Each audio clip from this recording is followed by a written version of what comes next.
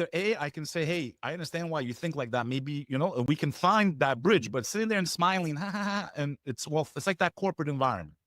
Yeah. Yeah. I learned a very hard lesson working in the corporate world, right? It's why I walked away from it, coach. Did you? That you could do everything right, get to the top of the pyramid, and realize it was never about how hard you work or how ethical you are. It was actually the opposite. I walked away from a very lucrative career in 2017 because I was working for people with no morals, none, zero, no ethics, no honor, none. Mm. And after working as hard as I did and making it to the top of that organization, multi-trillion-dollar corporation, I learned a very hard lesson in life. It don't matter how honest you are or how ethical you are in this world, in the material world. In the spiritual world, it's everything, right? So I just want to clear the air a little bit.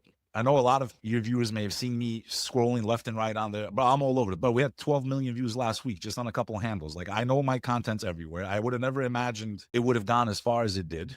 I never went into content creation to ever talk about religion, ever. Me too. Me At too. all. I started podcasting to do kind of what you've done, which is to interview fascinating people about their lives, mostly about stories of adversity, on why you should never give up, why you should never surrender when horrible things happen to you, because I've had my fair share of tragedies in life. And I realized going through some of these dark times, why so many people give up and actually take their own. Mm-hmm. And once I got through some of these storms, I was like, I want to use my pain now as motivation to prevent other people from giving up. And that's how I started as a podcaster. It was never to talk about Muslim this and Christian that and Jewish this. It was like the one topic I wanted to avoid because I knew how explosive it was. I knew it would stir animosity. I knew people would hate me. And, because anytime you challenge anyone's belief, they automatically hate you. They automatically want to throw a stone at you. They don't want to look in the mirror. Yeah. And a lot of times my clips, when speaking about Christianity, are taken out of context.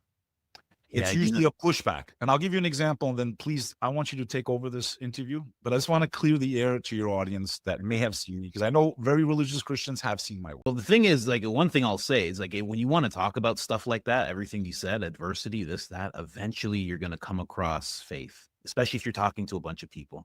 Eventually someone's going to bring up faith, and that's what got them through. It's unavoidable. It's unavoidable, man. Especially in this world, you want to talk about things, you're going to be talking about a lot of darkness. And the more you talk about darkness, you have to bring up the light. The more you talk about the light, you have to bring up the dark. It's connected. You have to,